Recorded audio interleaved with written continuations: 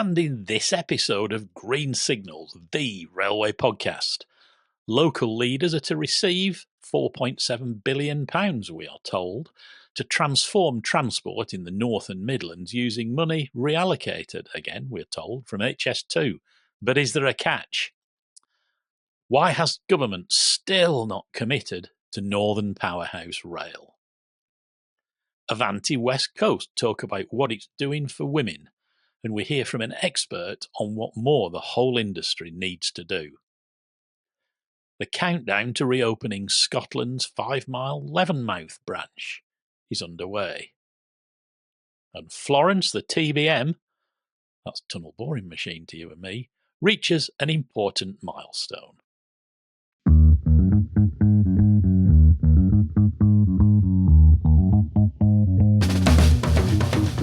Hello, and welcome to Green Signals from me, Nigel Harris, and from me, Richard Bowker. Here we go. So if you enjoy the show, please give the episode a thumbs up if you're watching on YouTube, and please hit that subscribe button. It's completely free, but it really does help us to grow Green Signals. And we're growing this week for sure, because it's a 2-pod week for us. Yesterday, we published our interview with Network Rail Chief Executive Andrew Haines, in which he debunked some of the myths about the rail reform bill and spoke with great passion about the opportunity it provides for genuine transformation. We were really impressed with Andrew's clarity, his passion, and his resolute determination that GBR will not be run by Network Rail. This is a genuine culture change moment. Were you convinced, Richard? Partly.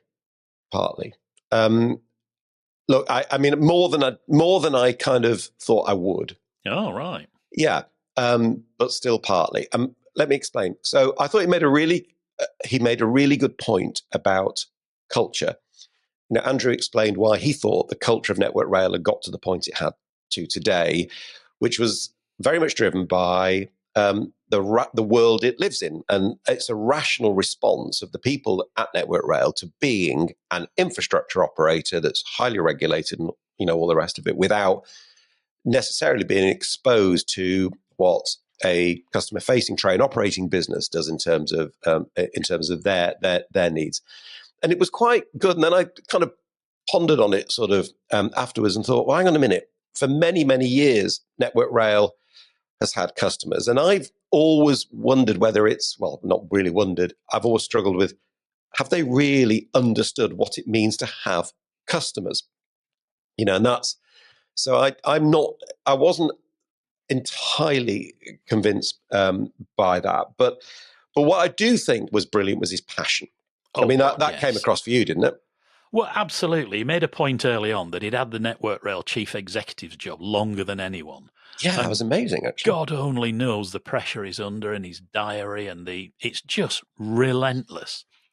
So to see him so full of enthusiasm, vim, vigour, brio, call it what you will, because his head is definitely still in the collar, isn't it?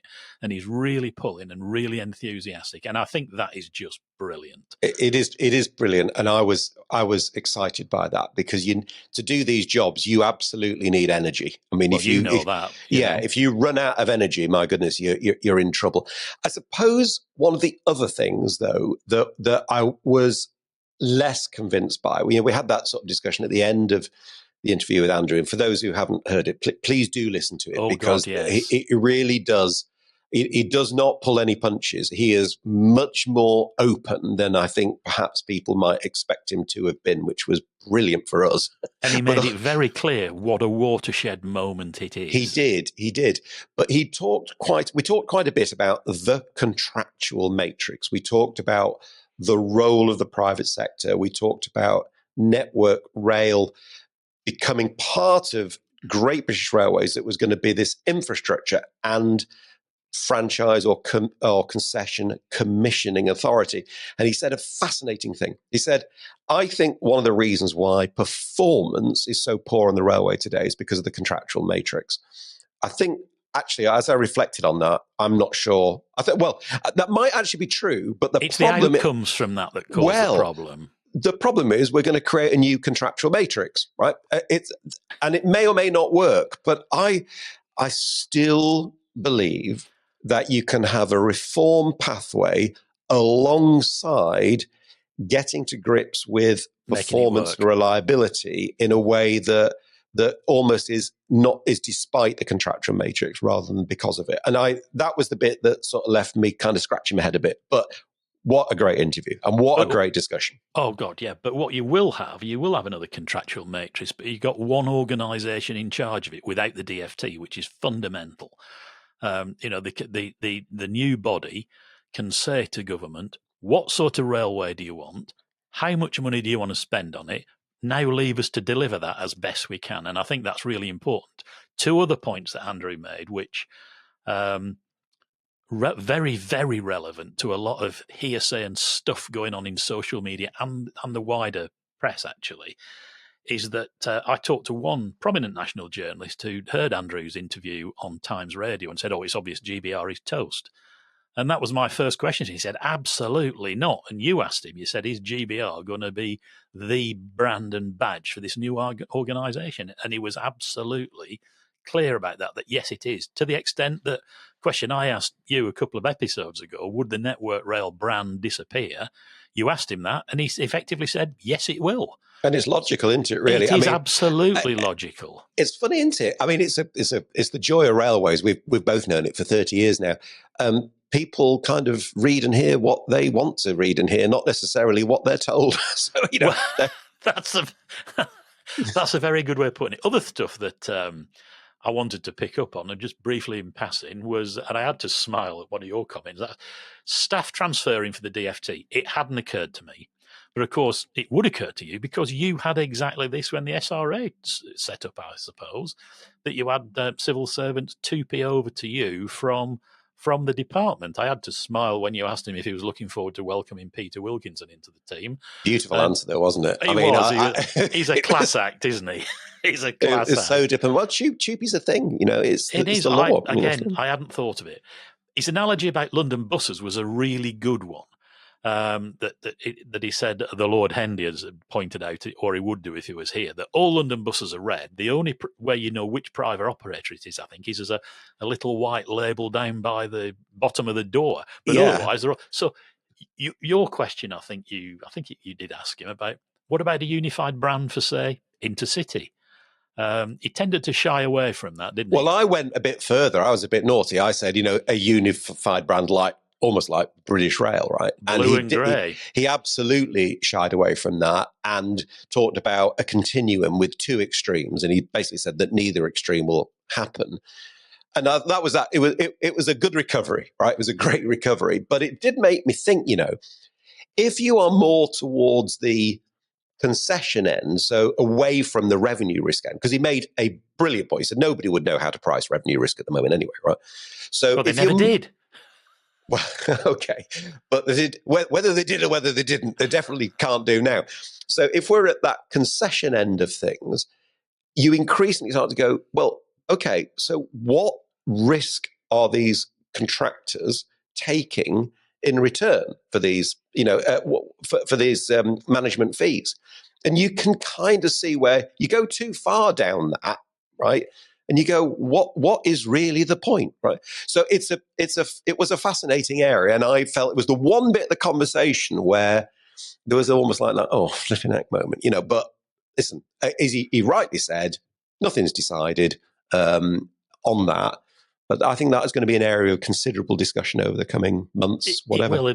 And he didn't disagree. In fact, I think he agreed when I made that comment about 50 Shades of franchising.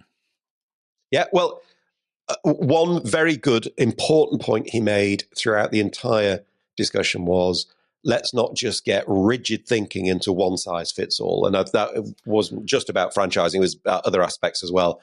And hurrah to that, because if you get too rigid, then that becomes a real problem. And a very important point he made, and again, I hadn't particularly noticed it, and I want to have a look and a bit more of a think about it to see if I agree with it, was how much he said there's much in common between Conservative and Labour in the core of what they're doing. And you might approach various aspects like how you provide the passenger service, be it privately or publicly, but the actual core of what we're talking about, a BR Board 2 or whatever we're going to call it, to be at the core of it, delivering a railway, and that should go through in any case and is capable of being moulded to whoever government follows. Yeah. I don't think anybody would dispute moving franchising or concession management, whatever it's called, away from central government into an arm's length body. I mean, if you don't believe that, then I think you've got a bit of an issue. That's right. And my final point on this, and I guess we better move on to the news then, is that Andrew said a few times he's not presuming he'll have anything to do with the new organisation, which obviously he has to say, for my money, whatever follows, I should be monumentally disappointed. I think the railway will suffer if Andrew's not running it. Well, like you, I've known Andrew a long, long time, and I hope this doesn't sound sort of patronising in any way, but he's grown and grown and grown. I mean, as a leader, as an ambassador, as a driver, and actually, no, I agree with you. I think it would be, like I said in the interview, I hope you're going to be with us for a while yet.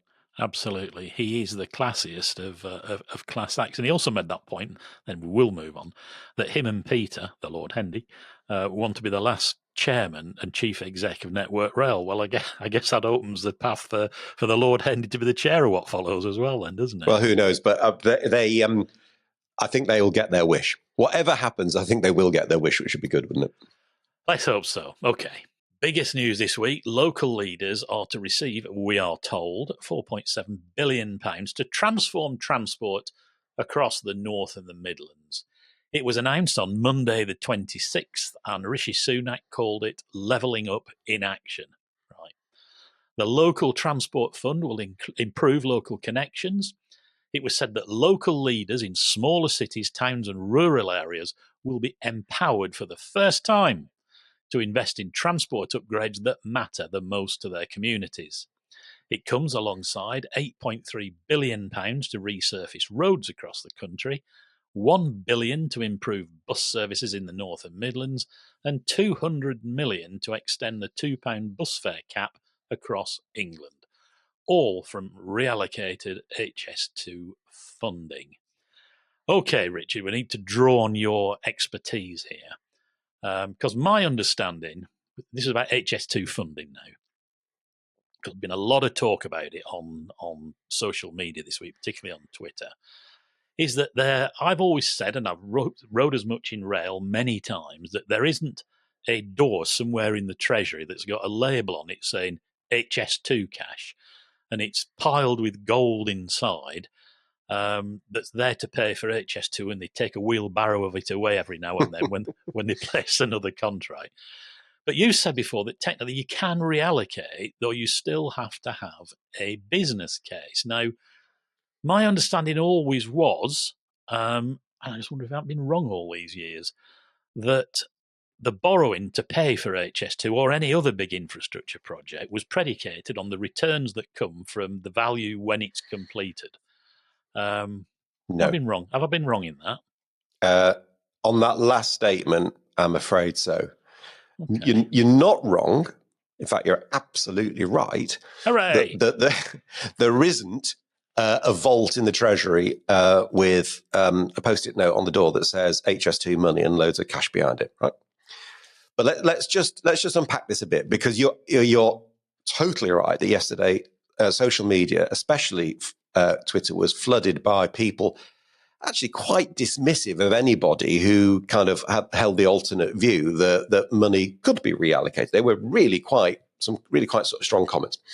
So let's just understand how government funding works. And actually, at its highest level, it's really rather simple, right?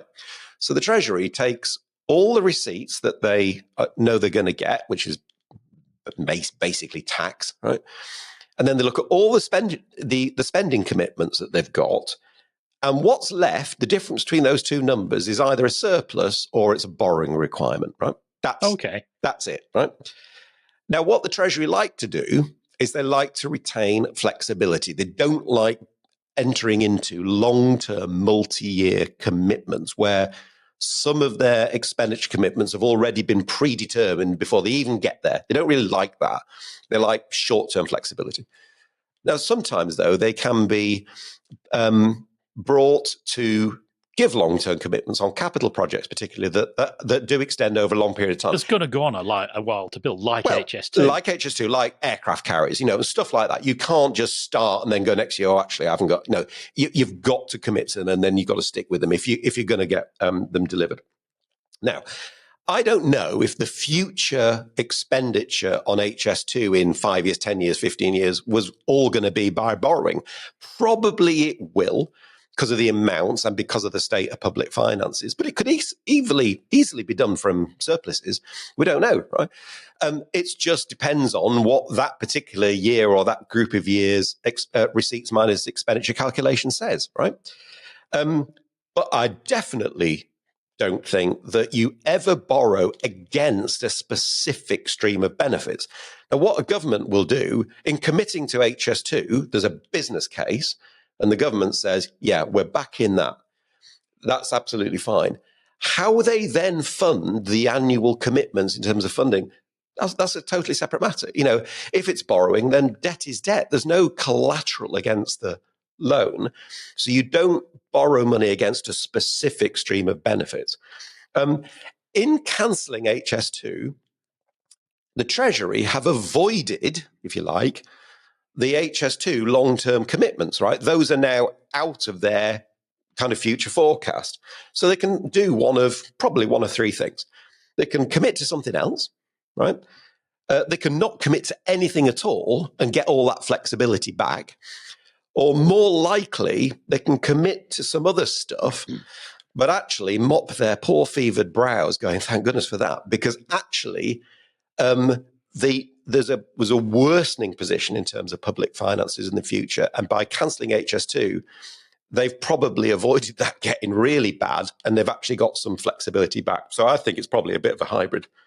So the notion you cannot reallocate money, I'm afraid, is wrong, because it's not as complicated as people think. But surely you can't just say, right, we're going to take that and spend it whenever we like. You Kelly can't. said that you've got to go through the scrutiny and business case and everything else. Yes, you do. Thank God I was right about that, at least for that then. But even then, that's quite interesting, right? So just on the you can't reallocate money business, I mean, just to give an example of what the Treasury can do, right? Let's just say you have decided to go on holiday to, I don't know, you're going to go to the Canary Islands, the holiday of a lifetime. It's going to cost you £1,000 for a week or whatever. You've got it in your budget. You decided to do it, and you've paid your money, or you made your commitment. And then nearer the time, because you were smart and you paid the extra so you could get all your money back if you decided not to go, you decide not to go, right? For whatever reason. Can you use that £1,000 to spend it on something else? Of course you can, right? You don't even need to spend it on another holiday. You can spend it on whatever you like, right? £2 bus fares or potholes. It's exactly the same, right? So there's no real difference to that. Okay. But on your business case point, I was looking at the local transport fund guidance. It's a little bit of a kind of a snooze fest. If I suffer from insomnia, I'll probably go back to it. But what is clear is that under this local transport fund, some of the business case duties will be delegated down to local transport authorities and local transport boards, combined authorities, to actually do the work. But they'll still have to use DFT transport appraisal criteria. They can use other criteria as well. They'll have to publish their findings, their business cases, so people can challenge them. So you're absolutely right. They can't go off and spend it willy-nilly. But these, I think, unless somebody tells me otherwise, I think these reallocations in principle are real. Okay. Going right back to the head of the conversation, at least in a big project, you said the Treasury will give assurances that if it's an aircraft carrier or an airport or something that's going to take several years, then there will be comfort given that the money will be there to pay for it when you need it. What you're saying now, I suppose there's nothing to guarantee that this reallocations won't get reallocated again or even cancelled in the future and not happen at all. Well, yeah, I think that is right. And also what I have not done, I don't know if anybody's done, is test what ministers have said. They've said that every single penny of the money saved from HS2 will be spent on local stuff. And they've made state. I have not done a pound for pound match to make sure that's right. But governments come and go, policies come and go, cuts come.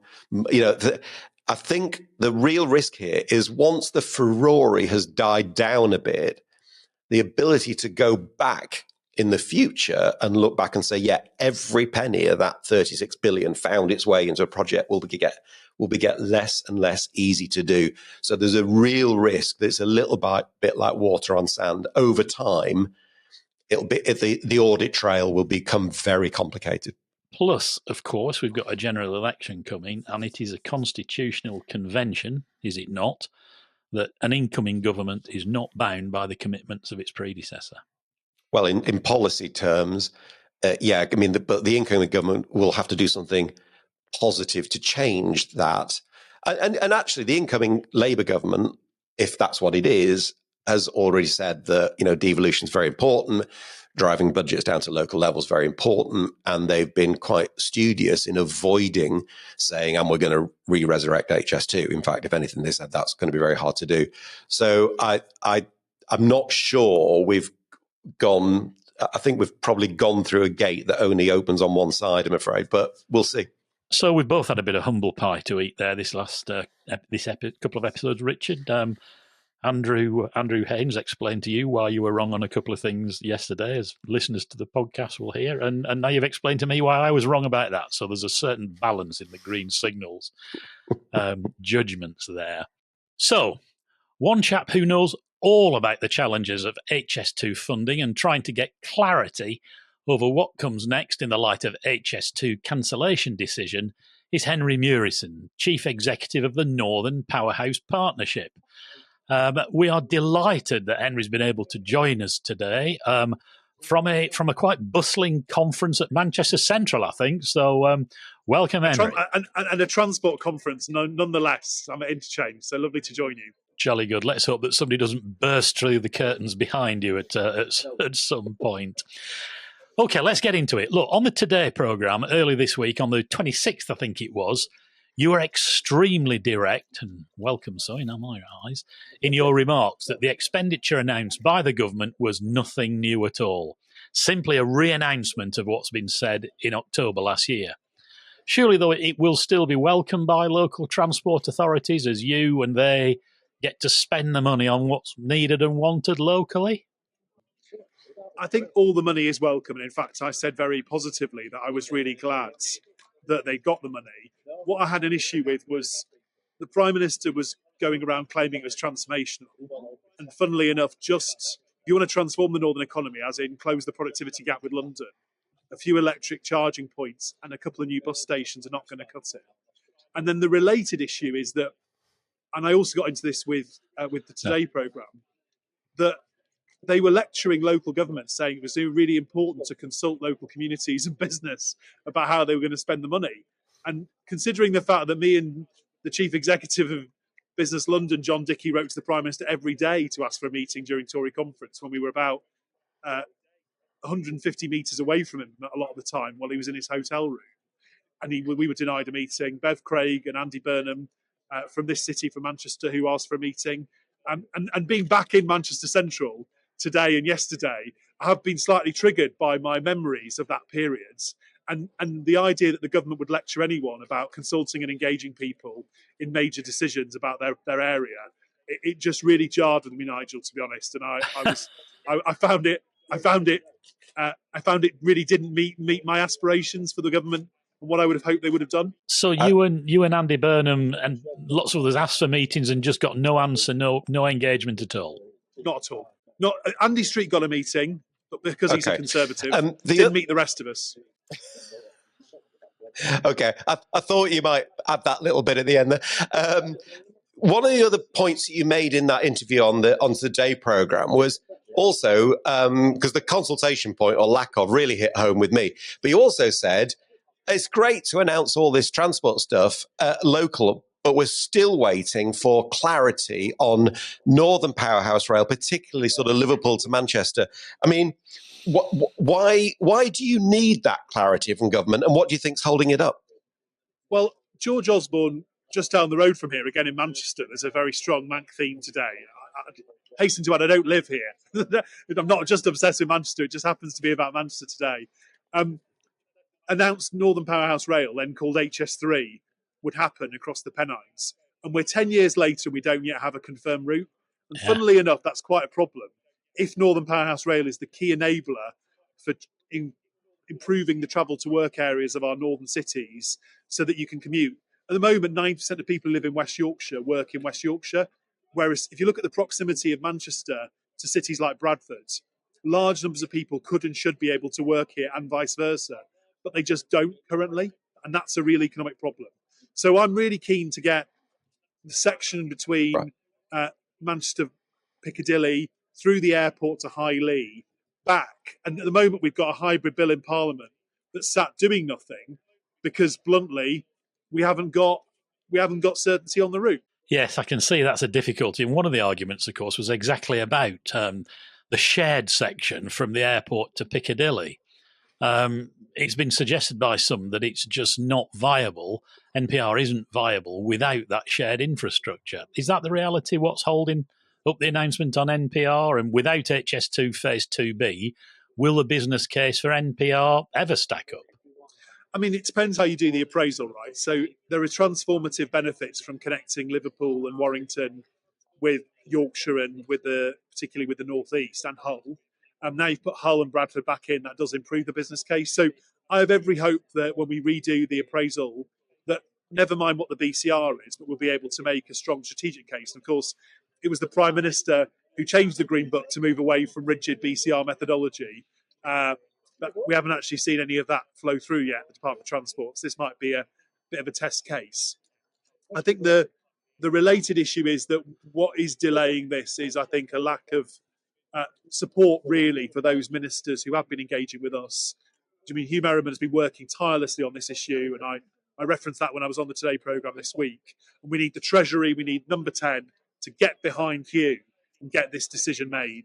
And I have every confidence that with a rail minister who does genuinely care about the north of England, who, despite all the other changes, got Bradford back on the map, that we have every chance to make sure that this side of the election there is certainty for the north of England about, yes, both parties are promising Northern Powerhouse Rail, but what actually is Northern Powerhouse Rail? Because until there's a route, you can promise anything you want. But at the moment, it doesn't add up to anything if there's no way to get the trains from Warrington through to Manchester, and particularly to connect Manchester Airport, which is a fundamental part of the business case, because it has transformative economic benefits for Yorkshire to have better global links as well as the improved links to the cities in the northwest themselves.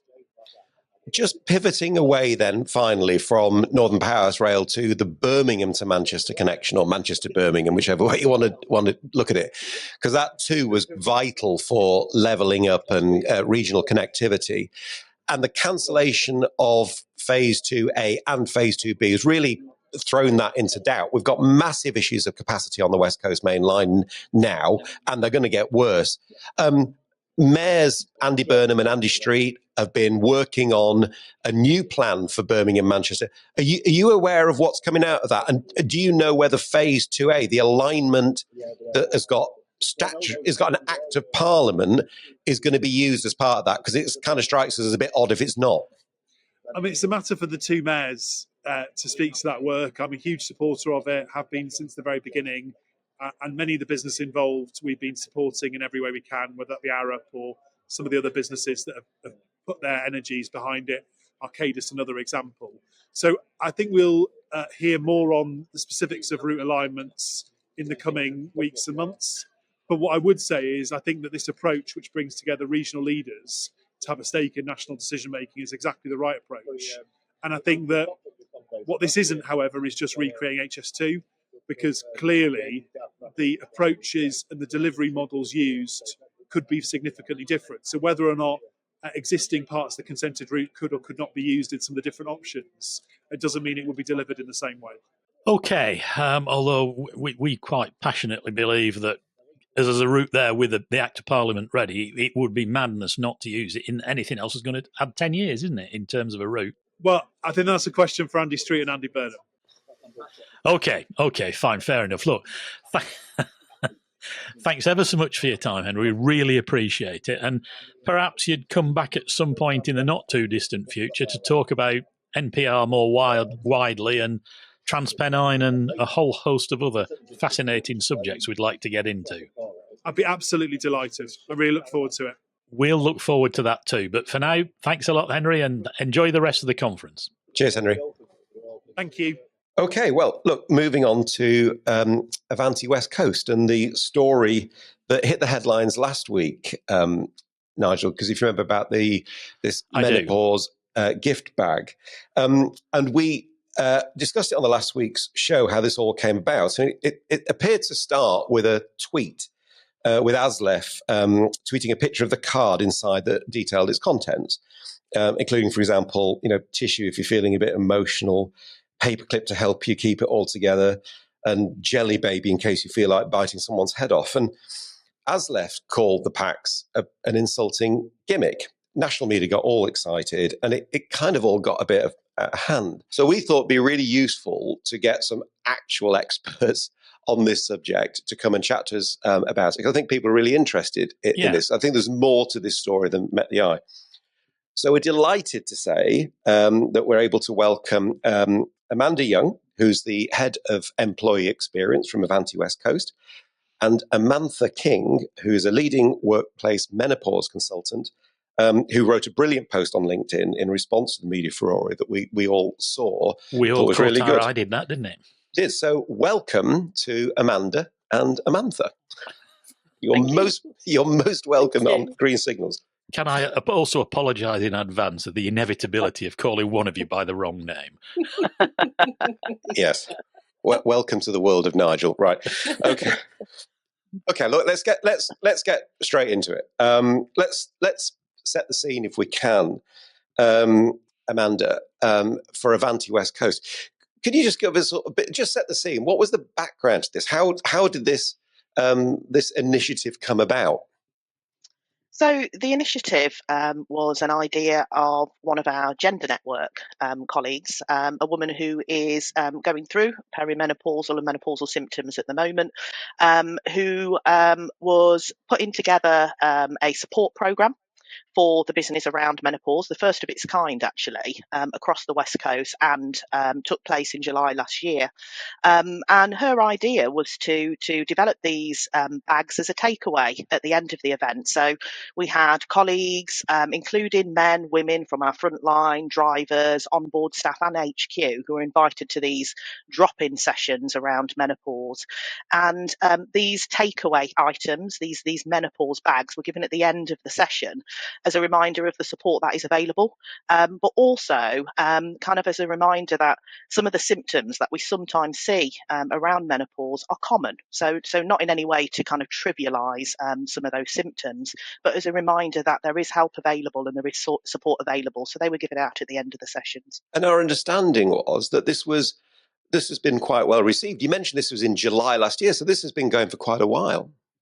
Yeah, they have been really well received, and I think it's because of the context around it. These were not given out in isolation. These were not given out as part of a company policy. These were given out at the end of a session when people had the opportunity to come together, listen, talk, share with each other. So they were seen as more of a takeaway and support that people were available and listening. We've had, it's important to say that we've had really, really good response from the support groups and the support around menopause to date, with people saying that they're really kind of grateful for people volunteering their time in the business as well to kind of support and offer advice to others. So they have been quite well received. Well, I guess you must have been rather surprised. And I wondered whether you're actually quite irritated. When Aslef posted what they did on social media, did you have any idea that was coming? Have they shared any concerns with you prior to that? I was also surprised it was not a new initiative, that it had been. It was quite old, not old. It was a mature scheme. It wasn't a new one. Yeah. No, we, as far as I'm aware, there hasn't been any kind of conversations with Aslef around this, and it'd be kind of wrong for me to speculate as to reasons why and why now, especially as there've been no complaints internally, either from the time they were first introduced in July last year, or since all of the media coverage around this. If anything, quite the opposite in terms of the written feedback we've had from colleagues. So, am I angry? No, it's always disappointing, isn't it, to receive kind of negative feedback. But as a learning organisation, we've got to take that on the chin and recognise that this is part of a journey. We are on a journey to become. I mean, we say, a menopause friendly organisation, but this is about being menopause competent. And, there is not a one size fits all for everybody. And, if there was a magic pill around engagement or inclusion, then, we'd all be very rich. The fact is that we've got to adapt our approach to suit the many different people that we have in our business. This was one approach, and it just gives us pause for thought, I suppose, to kind of reflect on our approach going forward. That's a perfect moment, right, just at that point. And we say to bring Amantha in. So Amantha, you're a workplace menopause consultant. Can you just explain what that actually involves? Kind of, what are the things that you do when you're supporting people with this stuff? Okay, so may I just say thanks so much for having me on, and also I'd just like to frame this from a personal context as well, that I am a postmenopausal woman. I became perimenopausal at 36 with a 2-year-old. I was perimenopausal for 16 years. So I used my menopause experience. I'm formally trained in the pharmaceutical industry. I used to sell hormone replacement therapy. Little did I know that this would become my reality all these years later, but I'm very glad it is. So I go into businesses to create competent menopause cultures, and I'm really clear about that word. I don't like the process of accreditation. Accreditation, my husband says to me, you can accredit concrete life jackets. It doesn't mean they're fit for purpose. The reality is we go into businesses and we help raise awareness, first of all, open up the conversation. When you look at data, we know that people just aren't talking about menopause. 90% of people with female biology say they will not speak to their manager about this topic. So there is a veil of silence. So we go in and we remove that veil through awareness. And we have 3-step programs called Create, Develop, Build, where we create awareness from the top down. So literally from the CEO right down to people at the front line. We then develop managers so that they can have compassionate, open conversations, which are EDI sensitive, so equality, diversity, and inclusive. And we also have menopause champions, people in organisations that can be that signposter and that supporter. And then lastly, we finish with guidance. And it really is last, because most people only lean into guidance when something has gone wrong. And most of us know that policies either sit on a dashboard or sit in a drawer or on a computer file. They rarely get used unless something has gone wrong. I understand that Avanti have had an accredited programme of menopause awareness. I honestly believe it maybe didn't go far enough, which I know is another point. It didn't go far enough in helping those very amazing volunteers who I celebrate massively, which is why I put my post out. I just don't think they were supported enough to go, do you know what, sense check. Could anyone have a problem with this, whether internally or externally? And I'm sure, even though maybe people haven't said, there might be some people like myself who, like I say, having had a 16-year experience, might have thought that just trivialised the topic a little bit. Okay, so one of the things that was great about your LinkedIn post, that it was so balanced. So you were the first thing you did was praise Avanti for the great work that Amanda and the team have done. But then you also said it was a bit of a missed opportunity. Could you just, in sort of summary, just explain a little bit what you meant by that? Okay, so in my opinion, and first of all, I still stand by that. I think hats off to Avanti. You are, I said 1 in 30, 30% of organisations are doing some work around this. It's actually worse than that. It's CIPD data. We checked it yesterday. It's about 24%. So I think the fact there was an opportunity, I think it maybe didn't go far enough, and I'll tell you why. I think it would have been really helpful to have a stakeholder group, someone who could oversee what this group were doing, so that, you know, it has to pass the red face test internally, but externally as well. I'm working with Helen Tomlinson, who is the National Menopause Champion assigned by the government, and we're looking for best case studies. We're looking for best practice, and best practice, as Amanda rightly says, this is a learning opportunity. I guess the learning opportunity is, how do we protect volunteers who are giving their own time so that this sort of thing doesn't happen? So recognise then that Avanti West Coast do deserve credit for at least addressing this, and with some enthusiasm, clearly. I mean, what would you suggest specifically should have been done differently? Was it something as simple as somebody in the room when the discussion was going on saying, hang on, you know, how's this going to play more widely? It's, if you like, the challenging, the sceptical voice in the room. Did the meeting just get a bit carried away by its own enthusiasm? I don't know. What could have been done differently for a better outcome? So from my perspective, I believe it comes down to the original accreditation. I believe if you're buying training in, is that training going to give a level of competency to the people who are going to use it? I've been training all my working life, and training means nothing unless you can see it in action, see what people actually do with it, because that's where you gauge competency. And that's why I still stand by the term menopause-friendly accreditation. What does that mean? You know, menopause competence means that we have people being supported. We don't have people going to tribunals. We have people feeling like they're valued in an organisation.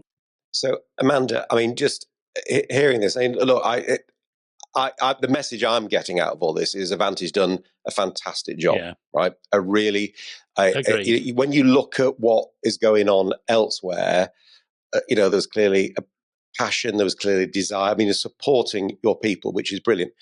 What now, when you kind of, I suppose, for your next pile of stuff, I mean, that you do, the next initiatives that you do, will you build some of this in perhaps, or sort of look to do it in a slightly different way? I mean, presumably every opportunity is a learning opportunity, isn't it?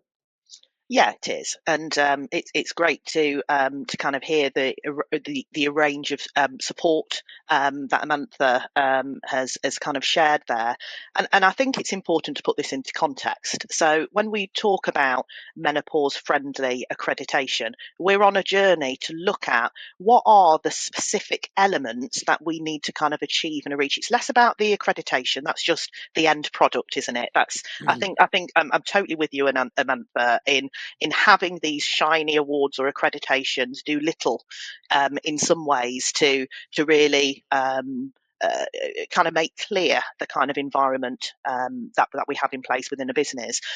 But what it has done in looking at that accreditation process is it's allowed us to have a look at the way we communicate. It's allowed us to look at some of the support mechanisms we have in place.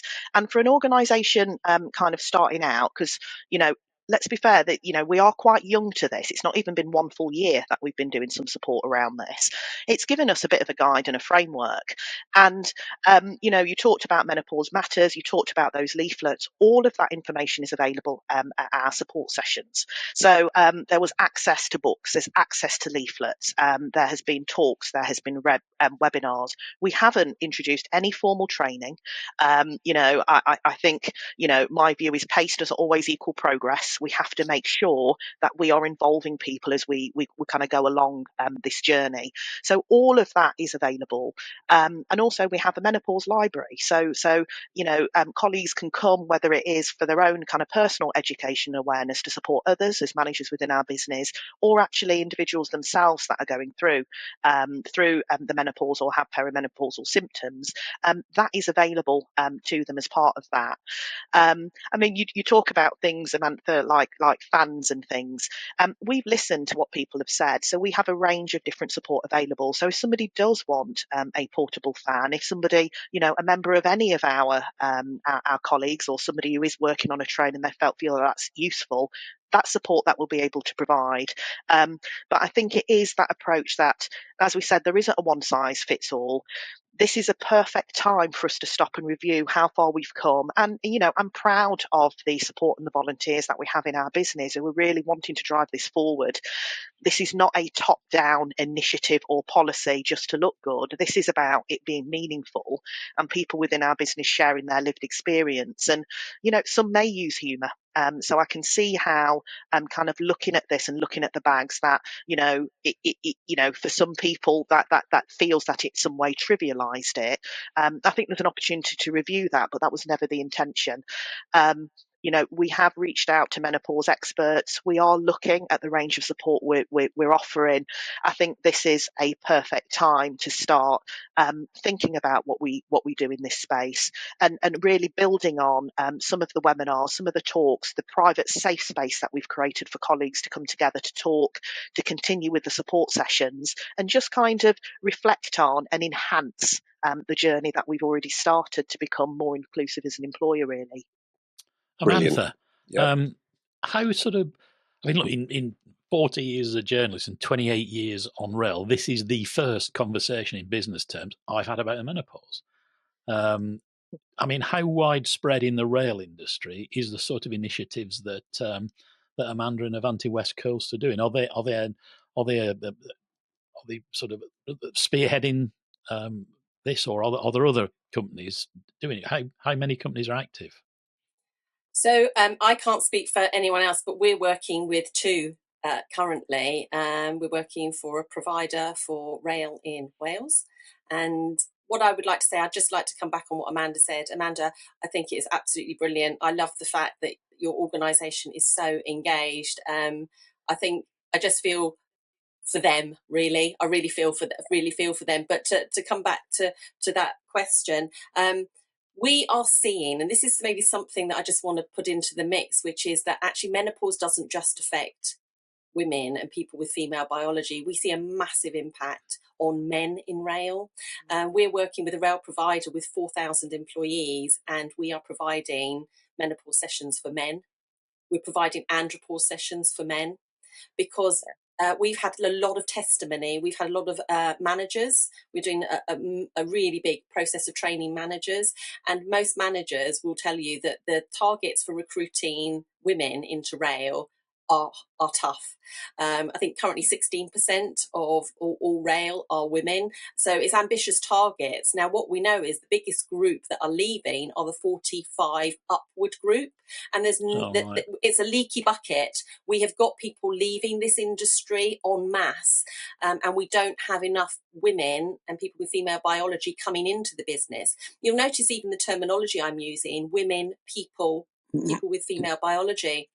This is very, very important. But I think if I just give you a small story, which is that actually we know that some drivers have actually confided in the safe spaces that Amanda talks about, have broken down in our sessions saying how they don't want to go home of an evening, they're not sleeping. So we have reduced levels of alertness. We have drivers, male drivers, with reduced levels of alertness because they are sleeping next to a partner who isn't sleeping, who's got the covers off, covers on. They're going to the toilet at night. Windows are open, windows are closed. The relationship is breaking down. If I do one thing in active service for the rail industry today is to say menopause affects everybody 100%, whether you are male or female. Thank you so much for your time. We're going to have to draw it to a close there. But that is, as Nigel said, that's a subject which I think many, many people listening to this, that'll be the first time they've heard any of that. And hopefully, if we've achieved one thing, as you said, Amantha, it's just bringing that to a wider audience, and it affects everybody. Amantha King, Amanda Young, thank you so much for your time.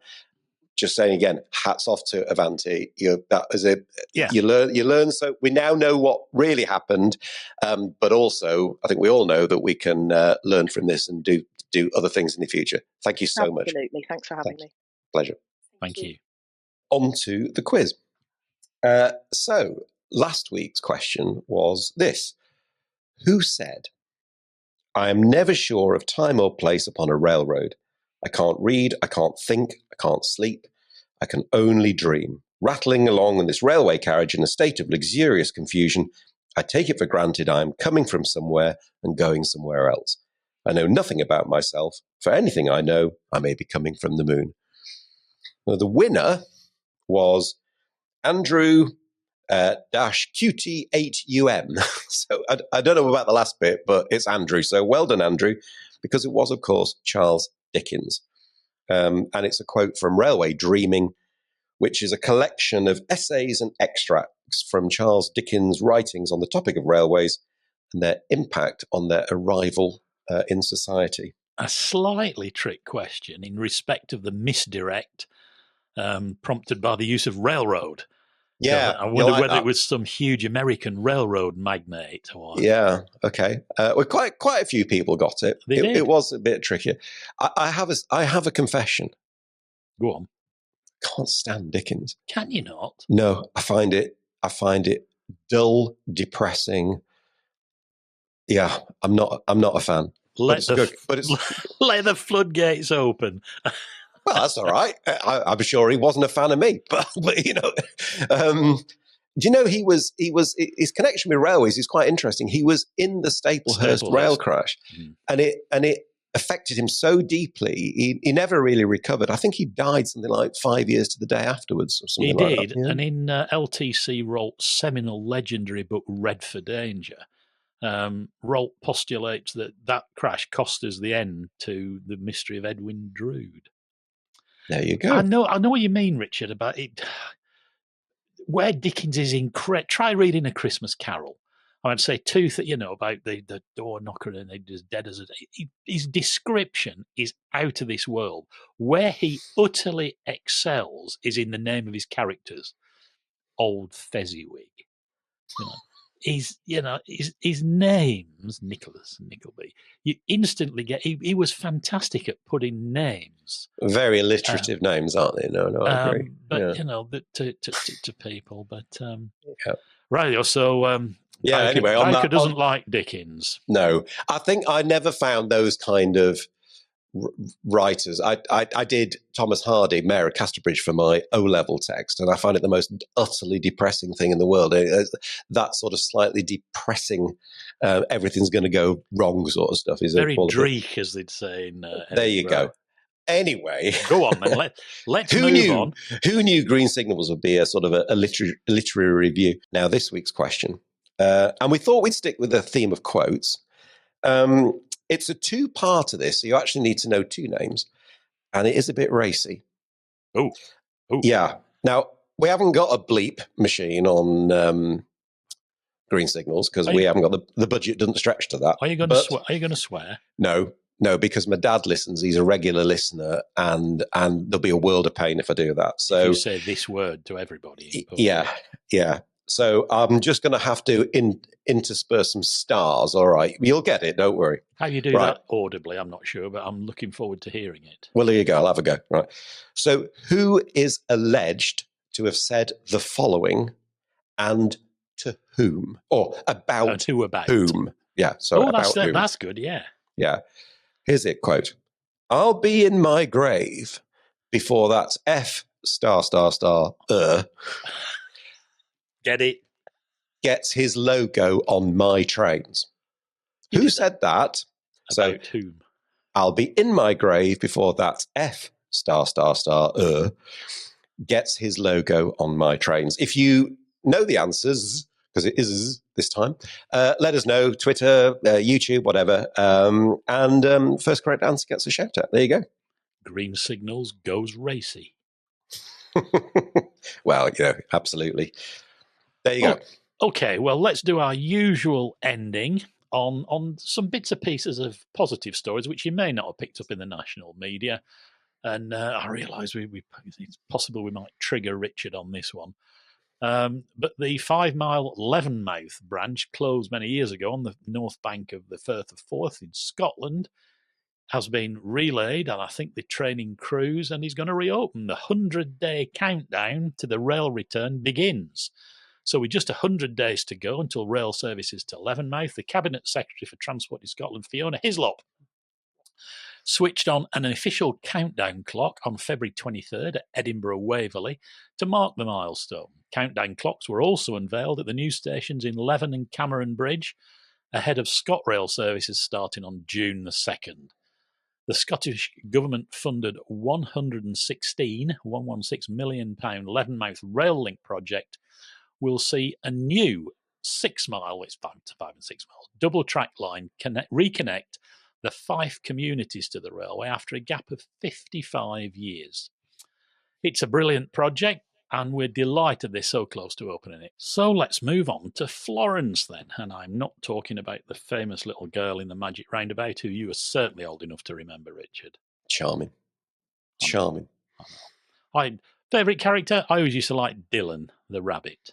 Yeah, I like Zebedee because I like the boing and the spring. Yeah. Did you? There's no...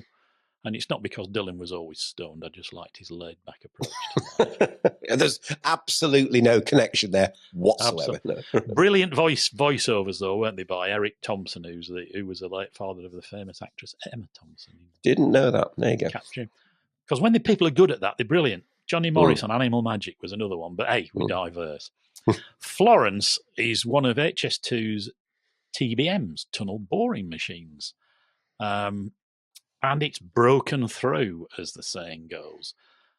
She's no lightweight. The 2,000-ton machine was named after Florence Nightingale by some school children in Buckinghamshire, I understand. So well done to them. Anyway, Florence has completed her 10-mile journey under the Cotswolds to... Sorry? You say the Cotswolds? Did I? You mean the Chilterns? Is that not what I said? No. I tell you what, imagine how hard it's been to get permission to build a tunnel under the Chilterns, right? Yeah. If you try to do that under the Cotswolds, now Look, it began with a C, and my brain just ran ahead. Thank you. Actually, I could tell you that it was deliberate, and I was just testing you whether you were alert. Absolutely, everybody would believe you. Yeah, and you passed the test. So congratulations. Thank you. Pleasure. This is a major 10-mile milestone, greeted, of course, by the usual chorus of claptrap on social media from those either too lazy or, let's be honest, too thick to understand what HS2 could actually do for the country. But those of us who do, and we count ourselves in that number, do we not, Richard? We celebrate it nonetheless. Yeah, the images were amazing, by the way, and they're all over social media. So yeah, cool stuff. I mean, I can't get my head around, and I particularly thought this when they were building Crossrail as it theirs was, because if you looked at the fly-throughs, the three-dimensional fly-throughs, the TBMs went over tubes and under sewers and round stations and all the rest of it, and then they'll come through to the centimetre, a circle painted on the wall in the chamber of the station, and I am gobsmacked by the technology required to do that. So well done them. Anyway, so all praise to, we must be some of the best tunnellers in the world after all this. Okay, that's all we have time for this week. Sadly, we have to draw it to a close. We hope you've enjoyed the show as much as Richard and I have enjoyed putting it together, as we always do, don't we? Absolutely. Great fun. Highlight of our week. Anyway, we will be back next week. We hope you will join us. We look forward to your company, and don't forget to let us know what you think via the various channels, because we're always interested to hear. So, until then, it's goodbye from me. And it's goodbye from me. Thanks for being with us. Do come back.